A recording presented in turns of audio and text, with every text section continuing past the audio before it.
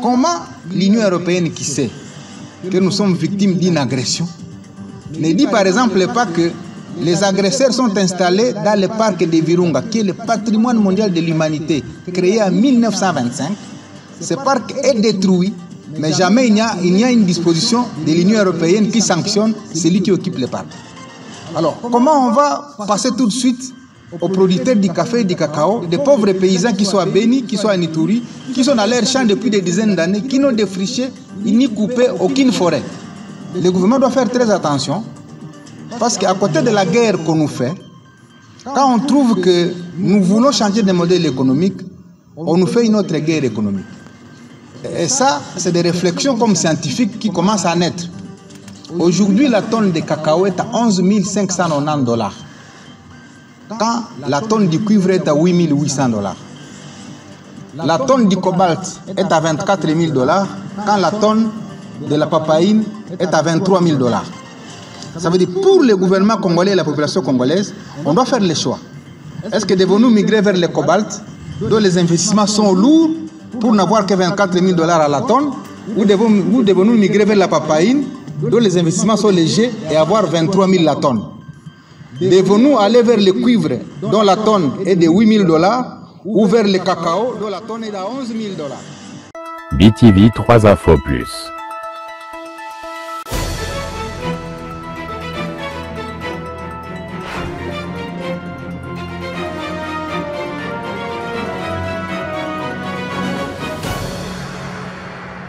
Rien que la vérité.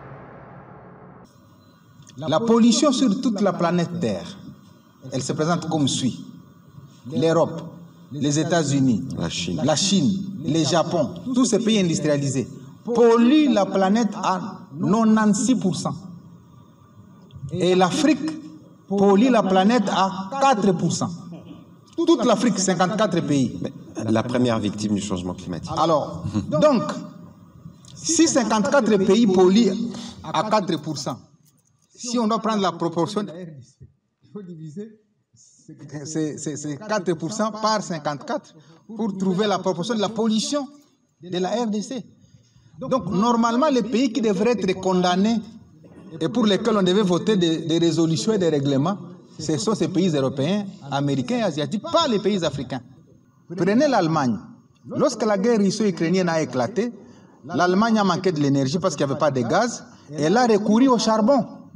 Les limites, pour ceux qui connaissent.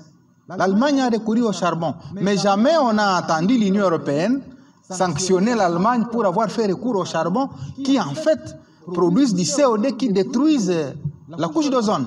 Alors, je prends le ministre Julien Paluku au mot quand il cite la Côte d'Ivoire. En son temps, lorsque la Côte d'Ivoire avait été frappée par la même Union européenne, on a vu directement le président Alassane Dramane Ouattara prendre la parole et parler avec fracas que la Côte d'Ivoire se dirigerait vers la Chine, les États-Unis et les autres directement. Mais chez nous, j'apprécie ce que vous faites. Ce soir déjà, vous êtes venus pour donner à la population la bonne information qui est fiable, vérifiable et tout ça. Mais j'ai comme l'impression que chez nous, on a souvent besoin d'aller un peu comme si on amadouait des gens. Nous, il faut dialoguer avec eux, leur expliquer qu'ils ont pris des mauvaises décisions. Est-ce que n'est-il pas venu le moment aussi de dire non, par exemple? Parce que nous sommes quand même souverains. Que vous répondez-vous à ceux des Congolais qui pensent que souvent nous, on fait un peu... Alors qu'on peut faire fi, par exemple, de l'Union européenne pour aller, par exemple, en Chine, aux États-Unis, nous avons déjà la GOEC. Qui répondez-vous à ceux des Congolais qui pensent que par moment, nous, on négocie notre souveraineté? On n'est pas... Alassane Dramane Ouattara l'a fait, on ne l'a pas tué pour autant. Pourquoi est-ce que chez nous, on doit aller dialoguer, comme vous avez dit, caresser un peu dans le sens de la parole? Nous avons déjà commencé la diversification des marchés. J'avais annoncé il y a quelques temps que j'étais revenu de la Chine, où on a fait une commande de 1 million de tonnes de soja, autant de centaines de milliers de tonnes de piment, de cacao, de café. On a voté, on a fait adopter par le gouvernement la stratégie nationale AGOA de la RDC, où on a listé 21 produits et 5 produits du secteur minier qui sont déjà intégrés dans la stratégie AGOA RDC. pour que désormais on commence à exporter ces produits-là vers les États-Unis. Je crois qu'à un moment donné, je vais vous distribuer la stratégie nationale AGOA pour que vous compreniez que la RDC a déjà diversifié ses marchés. Et j'ai été clair en vous donnant les statistiques des populations. Je crois que tout le monde a compris. Quand j'ai dit l'Europe c'est 740 millions d'habitants, la Chine c'est 1,4 milliard, l'Inde c'est 1,4 milliard, l'Afrique c'est 1,3 milliard, c'est pour vous dire que je ne suis pas en droit d'annoncer ce genre de mesures, mais c'est pour vous montrer l'aéropage des marchés qui existent pour nous et que nous devons saisir. Et comme ministre du Commerce extérieur, je suis là pour ça. Le moment viendra de prendre des restrictions qu'il faudra dans le cas de la réciprocité, si réellement on prend des mesures à la compte de la RDC. Excellence, d'abord, vous dites que nous n'allons pas paniquer, mais vous ne voyez pas qu'il y a lieu justement de prendre déjà des mesures de réciprocité sur quelques produits de l'Union européenne, parce que cette annonce a un effet négatif sur nos produits et qui peut faire en sorte que les autres marchés, notamment les Américains, puissent blacklister ces deux produits. Mais l'idée qu'on a évoquée, c'est que les auditeurs ont évoqué l'idée de dire qu'ils n'ont pas accès à la zone pour aller faire les contrôles à la suite de l'insécurité. Mais c'est quelle zone spécifiquement pour être un peu plus précis, monsieur? Oui, la zone spécifique qui est évoquée par l'Union européenne, c'est la zone de Beni, de l'Ituri, où il y a la cruauté humaine qui en fait est l'effet de cette agression rwandaise dont est victime la RDC. Alors la question qu'on doit se poser, et ça ce n'est pas encore officiel, c'est de dire comment l'Union européenne qui sait que nous sommes victimes d'une agression ne dit par exemple pas que les agresseurs sont installés dans le parc de Virunga, qui est le patrimoine mondial de l'humanité, créé en 1925. Ce parc est détruit, mais jamais il n'y a une disposition de l'Union européenne qui sanctionne celui qui occupe le parc. Alors, comment on va passer tout de suite aux producteurs du café et du cacao, des pauvres paysans qui sont à Beni, qui sont à Ituri, qui sont dans leurs champs depuis des dizaines d'années, qui n'ont défriché ni coupé aucune forêt, parce que nos 155 millions d'hectares sont encore intacts. Donc c'est toutes ces interrogations-là qui disent que le gouvernement doit faire très attention, parce qu'à côté de la guerre qu'on nous fait, quand on trouve que nous voulons changer de modèle économique, on nous fait une autre guerre économique. Et ça, c'est des réflexions comme scientifiques qui commencent à naître. Parce que comment on peut expliquer que le modèle ancien de la colonisation basé sur les matières premières a échoué et que nous voulons migrer vers un autre modèle économique, à considérer cette fois-ci l'agriculture comme levier du développement. Et quand nous voulons migrer vers là, voilà, on commence à inventer de ce genre d'histoires. Je vous donne quelques statistiques.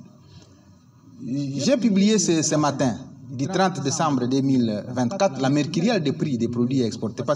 C'est la compétence du ministère du Commerce extérieur. Aujourd'hui, la tonne de cacao est à 11 590 $, quand la tonne du cuivre est à 8 800 $. La tonne du cobalt est à 24 000 $, quand la tonne de la papaïne est à 23 000 $. Ça veut dire pour le gouvernement congolais et la population congolaise, on doit faire le choix. Est-ce que devons-nous migrer vers le cobalt, dont les investissements sont lourds, pour n'avoir que 24 000 $ à la tonne, ou devons-nous migrer vers la papaïne, dont les investissements sont légers, et avoir 23 000 la tonne? Devons-nous aller vers le cuivre, dont la tonne est de 8 000 $, ou vers le cacao, dont la tonne est de 11 000 $? Et le ministre de l'Agriculture m'a dit ceci, et je le rappelle à l'intention de la population congolaise, en 2030, nous allons produire 3 millions de tonnes de cacao. 3 millions de tonnes de cacao. Lorsque vous multipliez par une moyenne de 10 000 $, les 3 millions de tonnes de cacao, ça vous fait 30 milliards. Et donc notre produit intérieur brut en 2030, sur les seuls produits du cacao, va augmenter de 30 milliards. Si nous prenons le café, si nous prenons les VA, parce que les VA produit effectivement de latex pour les pneus, le caoutchouc, ça veut dire tous les véhicules du monde, même si on est dans la transition énergétique, où on produit les véhicules électriques, mais ces produits auront besoin de pneus. Et donc, la culture de l'EVA, associée à celle du cacao, à celle du café, les trois cultures industrielles, si on s'y investit, en prenant sur les 80 millions d'hectares de la RDC, par exemple, 10 à 20 millions d'hectares qu'on consacre à ça, ça nous ramène à 500 milliards de dollars par an qu'on peut engager dans ça. Alors, maintenant, la question des scientifiques, c'est de se dire, est-ce qu'on n'est pas en train de voir finalement l'essor de la RDC à travers l'agriculture pour qu'on freine cet élan-là, parce que ça va remettre en cause le modèle qu'on nous a toujours enseigné, celui de ne considérer les mines comme le seul levier du développement.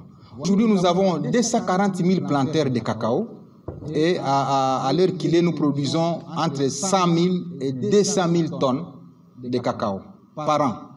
Multiplié par 11 000, vous voyez combien de milliards on veut nous empêcher à gagner pour soutenir l'économie congolaise. Donc c'est inhumain en fait, parce qu'en fait, si 8 milliards de Congolais, vous savez, le cacao donne le chocolat.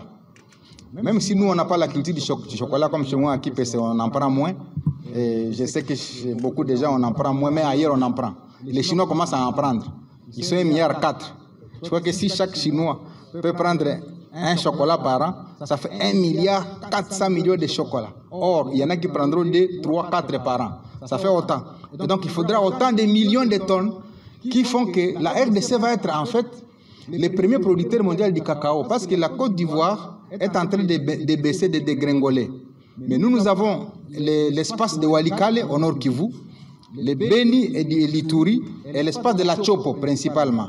Et donc ces espaces-là, mis ensemble, peuvent nous amener à produire 3 millions de tonnes de cacao l'an, associés à la culture du café. Et je vous rappelle que les cacao congolais et les cafés congolais sont les meilleurs cafés et cacao du monde.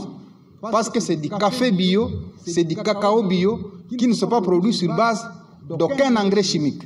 Ce n'est pas des terres naturelles que nous les produisons et tout le monde le sait. Et donc moi je pense qu'il faut une révolution au niveau africain qui nous permette de changer de paradigme de gestion de nos ressources par la transformation locale, et les chefs d'État l'ont adopté effectivement à Niamey. Mais la mise en œuvre reste le problème. Alors la cartographie de la production de cacao et du café, la plus grande zone de production, c'est l'espace Est. Mais toutes les plantations de l'espace Ouest, notamment l'Équateur, ont été abandonnées. Mais c'est aussi un espace qui produit suffisamment de café et du cacao. Alors, ce que le gouvernement doit maintenant organiser, au-delà de ce que nous devons faire ici, c'est de construire les routes, et c'est le plan qui est fait au ministère des Infrastructures, c'est de construire les centrales hydroélectriques, et c'est d'intensifier ces zones de transformation agricole. Parce que si on a les cafés et les cacao à l'Équateur et qu'on n'a pas de possibilité de l'évacuer et de les transformer là-bas, eh bien nous allons rester sous la coupe de celles qui nous appliquent des sanctions. Donc il y a quand même un travail important à faire au niveau du gouvernement, et c'est ce qu'on est en train de faire, pour rendre notre cacao compétitif sur le marché international. Nous devons améliorer certaines conditions au niveau interne. Les routes, l'électricité, les zones économiques spéciales, qui sont des outils de viabilisation de notre production au niveau international. Donc la question que vous posez a son pesant d'or, et le gouvernement y travaille à travers ses différents ministères. BTV 3 Infos Plus.